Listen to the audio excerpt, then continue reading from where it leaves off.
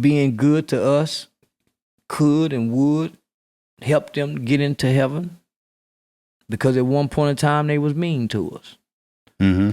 There's a disconnect in the Midwest, seem like, on the coast, as if it wasn't that bad for us. You guys should get over it by now. So there's a different mindset. There's a different. I have that mindset. Yeah, I have it. You know, I don't.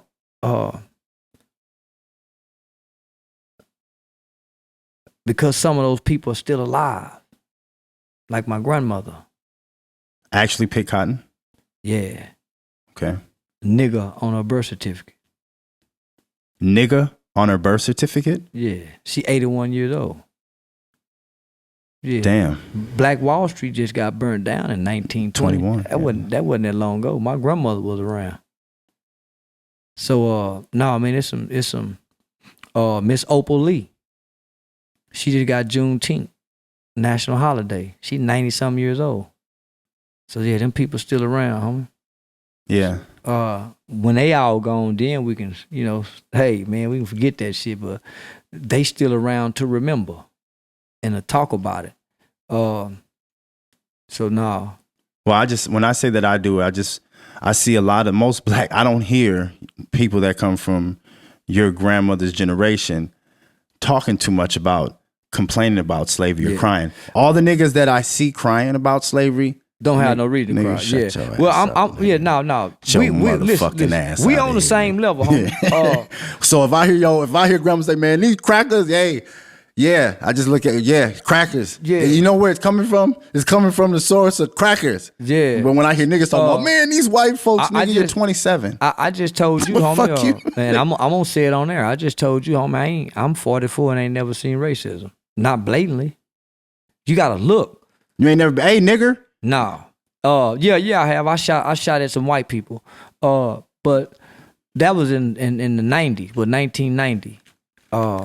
I don't want you putting your foot on my car, you greasy nigger. That ain't racism. That's get your motherfucking foot off my car, motherfucker. Yeah, you know what I'm saying? That's my motherfucking car. Well, just the word nigger ain't racism. That's a prejudiced white boy. Just like if you call a white boy Peckerwood. I ain't racist. No Peckerwood white boy. If you call let's say they're a wetback Mexican. That ain't race. That's prejudice, right? Right. Racist is hateful. Yeah. It's an act. Yeah, I don't hire Mexicans. Yeah. Yeah. Yeah, that's racist. I hire Mexicans. Yeah. And I tell his other, shut up. Wetback. You know what I'm saying? That's my nigga. You know what I'm saying? Yeah, we crack we crack jokes. Yeah. But I would not deny him money, and I would not deny him an opportunity at my establishment. Yeah. Nah, I don't rock like that. See, that's the difference, right? Yeah. So I had kind white teachers. I used to go home and say, Mama, they prejudiced and don't like me. Well, that's because I was doing wrong. I done had white police officers give me warnings. I done had white police officers, man, your mother's gonna be disappointed in you, man. You're not that kind of kid. I done had white police officers hit me in the elbow. Boom, I thought I told you get your hands out your pocket, boy. You see what I'm saying? So, man, we killed the white man. Talk about that, Charleston, about the murder of murdering of a white man and what that did to you. Mr. Levy, Michael Levy. Michael Levy. Yeah, that was his name. What happened now? Like I said, we skipped school, man. We had skipped school that day. Went to the mall, ran out of Foot Locker with some starter jackets. You know, starter jackets were real popular back in the 90s. I remember those. Athletic starter jackets. In the process of us running out, white men saw what was happening and tried to stop us. So I gave my friend the gun and told him, shoot that motherfucker. And he shot him and killed him. 1991. During that time, these three skinheads had just killed this black man that was sitting on the back of his car. So our crime was real big and their crime was real big. Very, very, very big in the media. That's unheard of to do, homie. I had a white judge, white prosecutor. I went into a system of white people in Texas. And it probably wasn't one of the best things that could have happened to me. You said it was one of the best things that could have happened to you? Yeah. Explain that. What do you mean? It was like going to a prestigious school. It was like being raised and growing up in a perfect household with two parents. During the time that I was incarcerated, we had a governor by the name of Ann Richards. And Ann Richards, she was a recovering alcoholic, alcohols and pills. So she understood programs and rehabilitation. So during that time, our state juvenile system, total focus was on rehabilitation and resocialization. There was nothing punitive about the juvenile system. It was truly focused on the rehabilitation. Man, when I listen to what I'm saying, nigga, is that word even on the penal system anymore? Do they even rehabilitate? No, hell no.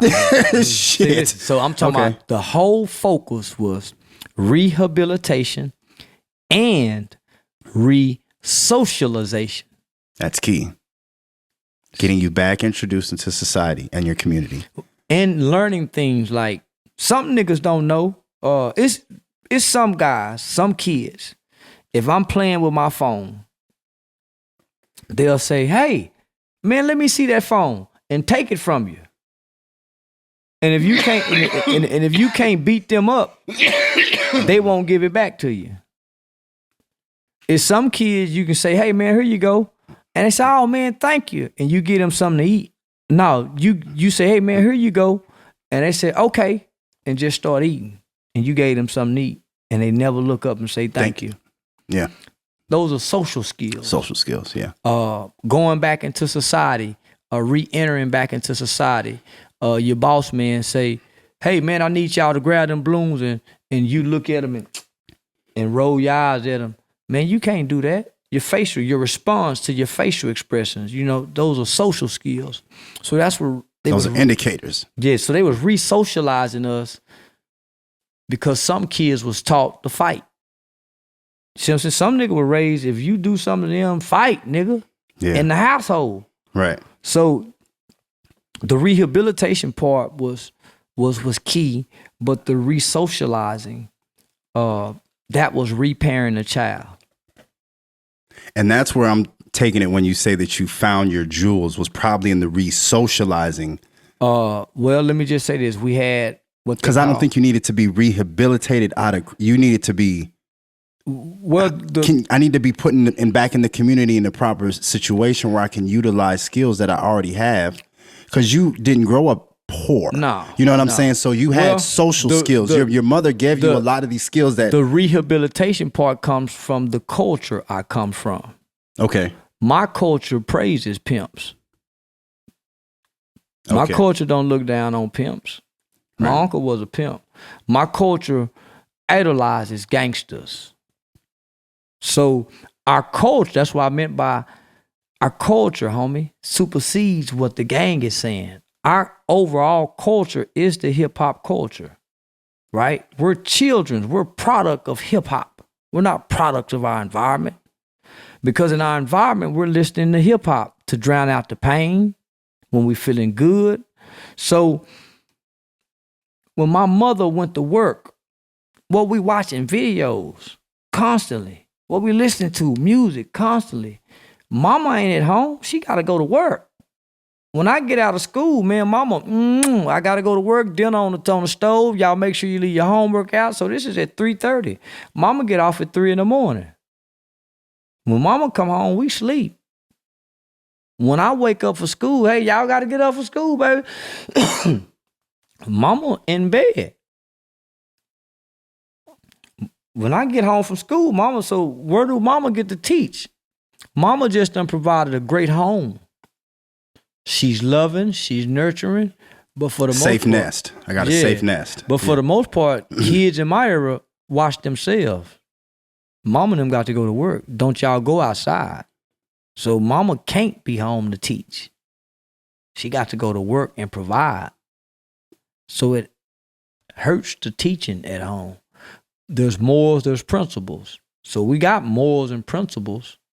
But even with morals and principles, you'll make wrong choices and decisions. So the music is left as the teacher, right? We got Bill Cosby, he teaching.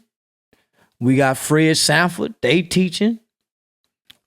Steve Earle. So we got all these different elements teaching, but the main teacher is the music form. So I needed to be rehabilitated, man. My Uncle Wayne was a pimp, man. My uncle say, man, you ain't got no business messing with no woman if you ain't got nothing for her to do. Now let's talk about your family for a second before we get back into that, because you come from a family of independence, correct? My mother. Your mother, but even before your mother, wasn't it was it Freddie? Yeah, my grandfather. Freddie White. Yeah. Was a business owner? Yeah, he owned a hotel in a restaurant on the west side of Fort Worth. Okay, so you being born coming from that tree, yeah, you kind of had to move with a little bit of, what's the word I'm looking for? Confidence, ownership. No, they turned dope fiend. My grandmama turned into a dope fiend. My granddaddy was a military man out the country. Went to the big city. My grandmother family is the city family. So my grandfather went to the Air Force coming out of Marshall, Texas. He was the oldest out of like 16, 17. So he was the first to lead a plantation. My grandfather's mother was a slave by the name of Lucille Hilton.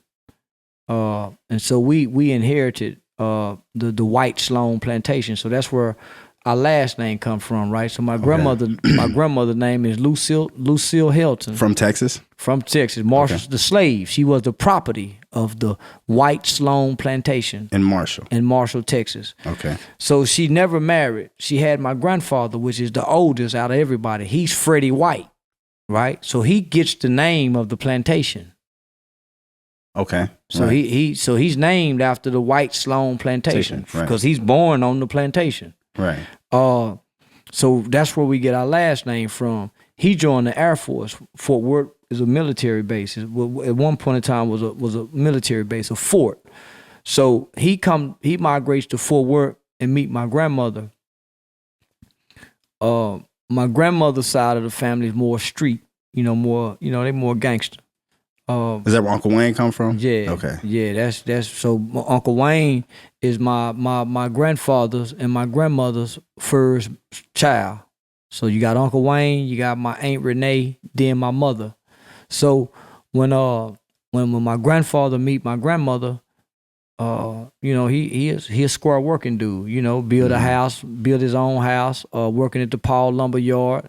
My grandmother cleaned the hotels and so my grandmother's side of the family had a big influence on her. So that's how she got hooked on drugs. So my grandmother come from the jazz era, the heroin era. So if she's 80 something, so that heroin era was real big. My grandmother was hooked on heroin for like 30, 40 years. My mother them went to the streets when she was like maybe 6 or 7 years old.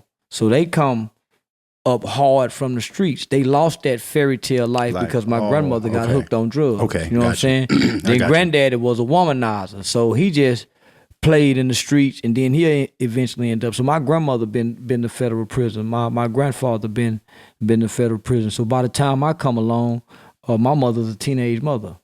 My first time seeing my grandmother was in federal prison, and I don't even remember that. That's just by way of a picture. So when when I come along, I'm born to a teenage mother,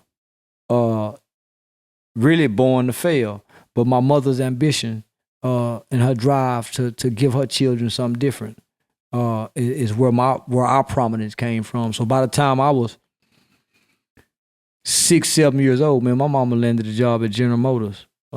And shit, our life went from rags to riches. So your mom broke the generational curse. Yeah. Your mom is the one that broke the generational curse. Yeah, okay. Mama did. So I watched mama break it, homie. Okay. But my uncles, my aunts, my cousins, my mama cousins, which is my grandmother's side. We don't see granddaddy's side of the family. They in the country. They the country folk. Where we go back to the country and see them. Mama's side is the city folk. Grandmama's side is the city folk. So, man, we grew up seeing grandmama's side. Then my daddy's side, my daddy's side, they in the center of the hood. But I don't really grow up with them. So my mother is the one that make it out the ghetto, homie, and move to upper middle class to financial prominence and stability. Mama invested in stocks and bonds back in the 80s. So when I got in trouble, my culture shaped me. Man, my mother raised us right. No, nigga, man, we don't put no elbows on the table, don't smack, nigga. No, you know how to clean up. My mother raised us right. My culture shaped me to be negative, huh? Name a movie that we grew up looking at that's positive. What's positive about black culture, huh? So, nigga, my culture shaped me. So as I'm growing, well, don't forget, films actually kind of took a turn because Sidney Poitier and when your mom was watching TV, we were kind of portrayed in a different light. Then all of a sudden, we went into like the Superflies and you see what I'm saying? They kind of changed our culture. Well, Mama had me at 17, so she was watching what we were watching, the black exploitation films. But those aren't her actors. Your mom likes Sidney Poitier and my mom likes that's grandma. That's grandmama actor. Okay, that's grandma. Them grandmama actors. Yeah, Sidney Poitier, grandmama. Harry Belafonte. Them grandmamas actors. Yeah, them grandmamas. You see what I'm saying? So by the time we come along, homie, black culture. That culture is negative. It's the culture. Nigga, pimps is worse. High. Yeah. They up on the list. Yeah. So we born into a culture that's negative. So we're susceptible to all the bullshit, right? So when I'm looking at Uncle Wayne, man, he's an idol. I'm seeing how the family, he got a Rolls Royce, man, he walk around with a briefcase. So that's just the 80s, right? The hustler, the pool playing nigga, the nigga standing in the corner. Them was the fly guys, right? Not the construction guy. James Evans wasn't shit. See, that was a small part that they had to shift our culture to be like that.